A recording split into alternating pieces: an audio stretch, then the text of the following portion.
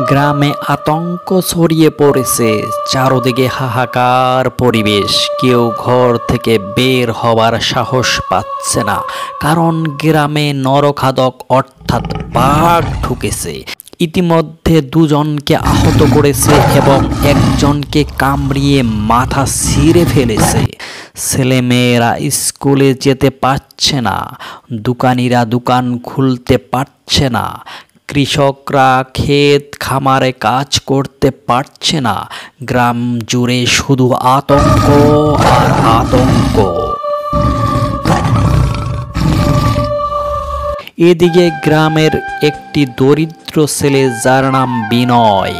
গরিব বলে তাকে সবাই ঘৃণা করে।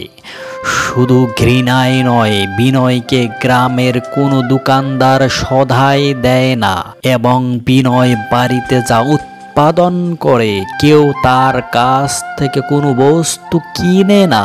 তাই বিনয় বেচা কিনা করে অন্য গ্রামে গিয়ে। বিনয়ের বাবা মা নেই, ও ঘাত মাওরা, দুইজনই তার ছোটবেলায় মারা গিয়েছে। তাই গ্রামবাসী তাকে পাপী ও বাবা মার হত্যাকারী মনে করে। তাই সবাই তার থেকে দূরে অবস্থান করে।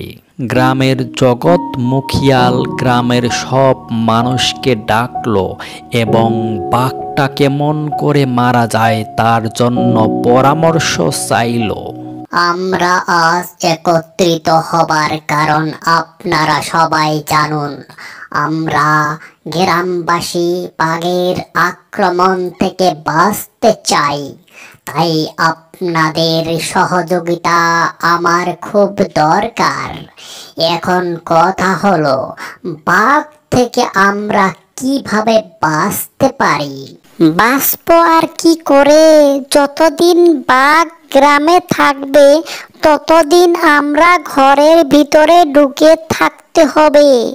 ঘরের ভিতরে সব সময় থাকবো মানে আমরা ক্ষেত খামারে কাম না করলে আমরা খাবো কি? আমি মনে করি আমরা না খেয়ে মরার থেকে বাঘের সাথে লড়াই করাই উত্তম হবে। কি দিয়ে লড়াই করবে? আমাদের হাতে আছে কি অস্ত্র? বাঘের সাথে লড়াই মানে নিশ্চিত মৃত্যু। তাই আমি এই পারমিশন দিতে পারবো না। অন্য কোনো কথা চিন্তা করুন।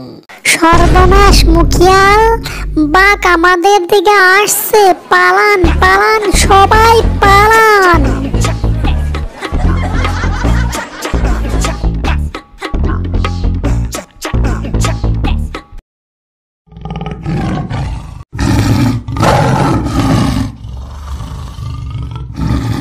গ্রামের সব মানুষ পালিয়ে চলে গেল। সবের আগে পালালো মুখিয়াল। গ্রামটা শুনশান পড়ে গেল। সব মানুষ ঘরে ঢুকে বসে আছে। চারদিকে শুধু আতঙ্ক আর শুধু বাঘের আতঙ্ক। মানুষ ভয়ে কম্পমান। এদিকে বিনয় ভাবছে কিভাবে বাঘটাকে গ্রাম থেকে বিদায় করা যায়। মানুষের দুরবস্থা দেখে বিনয় সহ্য করতে পারছে না। আমি যদি কোনোভাবে গ্রাম থেকে বাঘটাকে বিদায় করতে পারতাম, আমার অনেক ভালো লাগতো। গ্রামের মানুষ আমাকে ভালোবাসুক আর না বাসুক, আমি কিন্তু ওদেরকে কখনো খারাপ মনে করি না। আমি কিছু একটা করতে হবে। বিনয় একটা বাঘ ধরার জন্য ফাঁদ বানালো। ফাঁদের ভিতরে একটা ছাগল বেঁধে রাখলো। ছাগলটা ভেবাতে লাগলো।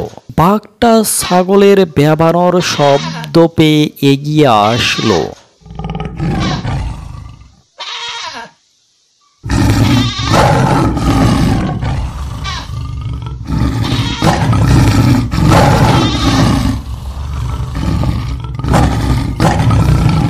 করে ছাগলটাকে খেতে ফাঁদের ভিতর ঢুকে গেল বাঘ। লগে লগে ফাঁদে পড়ে বাঘটা আটকা পড়ে গেল। তখন বাঘটা আতঙ্কিত হয়ে ভয়ঙ্কর গর্জন করতে লাগলো। ও বাবা, কি ভয়ঙ্কর গর্জন! মনে হয় ফাঁক ভেঙে বের হয়ে আসবে বাঘটা। এবার আমি মুখিয়াল বাবু ও গ্রামবাসীকে খবরটা দিয়ে আসি। আতঙ্কময় পরিবেশে বিনয় হাঁটছে। ঘরের খিড়কি দিয়ে বিনয়কে মুক্তভাবে হাঁটতে দেখে কিছু কিছু মানুষ মনে মনে হাসছে এবং ভাবছে ছেলেটা এবার নির্ঘাত বাঘের হাতে মারা পড়বে। কেউ তাকে ডাক দিচ্ছে না, কারণ মুখিয়ালের নির্দেশ বিনয়ের সাথে কেউ কথা বলতে পারবে না। মুখিয়াল বাবু ও তার স্ত্রী ঘরে বসে ভয়ে ভয়ে কথা বলছে। ঘরের ভিতরে বিনয়কে দেখে মুখিয়াল বাবু রাগে লাল হয়ে গেল। কোন সাহসে তুই আমার ঘরের ভিতরে ঢুকছিস? তোকে আমরা সবাই আমাদের সমাজ থেকে বের করে দিয়েছি। তোর বিরুদ্ধে মামলা করে আমি তোকে দেশ ছাড়া করব। ক্ষমা করবেন মুখিয়াল বাবু, আমি এখানে রং তামাশা করতে আসিনি, জরুরি একটা সংবাদ দিতে এসেছি। আরে তোর মতো অভিশপ্ত ছেলে একটা কি সুসংবাদ দিতে পারে? ভাগ এখান থেকে, কুলো কি ছেলে। যাচ্ছি যাচ্ছি, আমি শুধু বলতে আসছি যে এই গ্রামে যে বাঘটা তাণ্ডব চালিয়েছিল সেই বাঘটাকে আমি ফেদে ফেলে আটকে রেখেছি। এবার মুখিয়াল ট ট করে বিনয়ের দিকে তাকালো।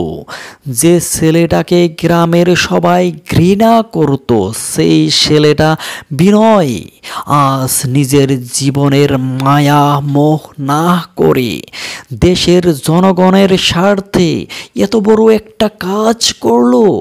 মুখিয়াল বাবু আবেগ বিহ্বল হয়ে গেল। আরে বাবা, বলিস কি? তোর সাহস দেখে আমি তো অবাক হয়ে গেলাম। তোকে আমরা কত না কষ্ট দিয়েছি। চল চল, বাঘটা দেখে আসি।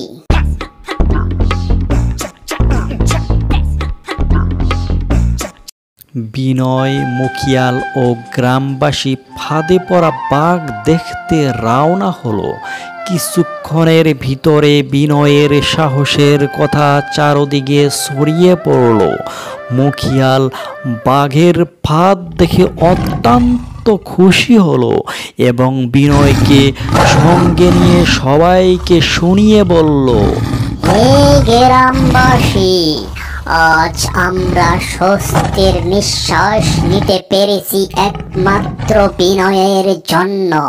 তাই আজ থেকে আমাদের সমাজে মাথা উঁচু করে চলবে বিনয়, এবং আমি কথা দিচ্ছি আমার বড় মেয়ের সাথে ও বিনয়ের সাথে বিয়ে দেব।